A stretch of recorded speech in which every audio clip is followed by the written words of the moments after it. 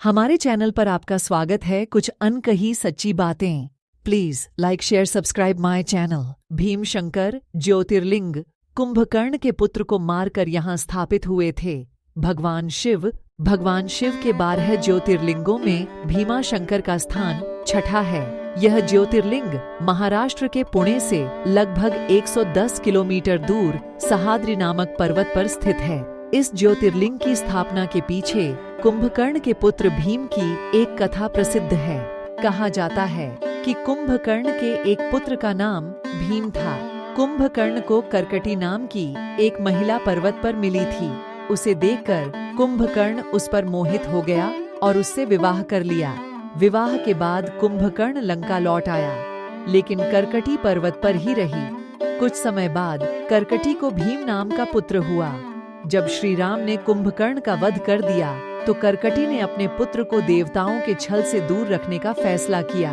बड़े होने पर जब भीम को अपने पिता की मृत्यु का कारण पता चला तो उसने देवताओं से बदला लेने का निश्चय कर लिया। भीम ने ब्रह्मा जी की तपस्या करके उनसे बहुत ताकतवर होने का वरदान प्राप्त कर लिया। कामरूपेश्वर नाम के राजा भगवान शिव के भक्त थे। एक दिन भीम ने राजा को शिवलिंग की पूजा करते हुए देख लिया। भीम ने राजा को भगवान की पूजा छोड़ उसकी पूजा करने को कहा। राजा के बात न मानने पर भीम ने उन्हें बंदी बना लिया। राजा ने कारागार में ही शिवलिंग बनाकर उनकी पूजा करने लगा। जब भीम ने यह देखा तो उसने अपनी तलवार से राजा के बनाए शिवलिंग को तोड़ने का प्रयास किया। ऐसा करने पर शिवलिंग में से स्वयं भगवान शिव प्रकट हो गए। भगवान शिव और भीम के बीच घोर युद्ध हुआ, जिसमें भीम की मृत्यु हो गई।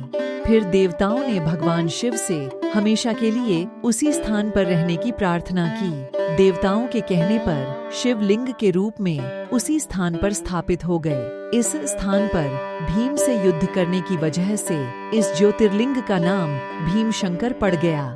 भीमशंकर मंदिर बहुत ही प्राचीन है, लेकिन यहाँ के कुछ भाग का निर्माण नया भी है। इस मंदिर के शिखर का निर्माण कई प्रकार के पत्थरों से किया गया है। यह मंदिर मुख्यतः नागर शैली में बना हुआ है। मंदिर में कहीं कहीं इंडो आर्यन शैली भी देखी जा सकती है। भीमशंकर मंदिर से पहले ही शिखर पर देवी पार्वती का एक मंदिर है। इसे कमलझा मंदिर कहा जाता है। मान्यता है कि इसी स्थान पर देवी ने राक्षस त्रिपुरासुर से युद्ध में भगवान शिव की सहायता की थी। युद्ध के बाद भगवान ब्रह्मा ने देवी पार्वती की कमलों से पूजा की थी। यहाँ के मुख्य मंदिर के पास मोक्ष कुंड, सर्वतीर्थ कुंड, ज्ञान कुंड और कुशारण्य कुंड भी स्थित है। इनमें से मोक्ष नामक कुंड को महर्षि कौशिक से जुड़ा हुआ माना जाता है और कुशारण्य कुंड से भीम नदी का उद्गम माना जाता है।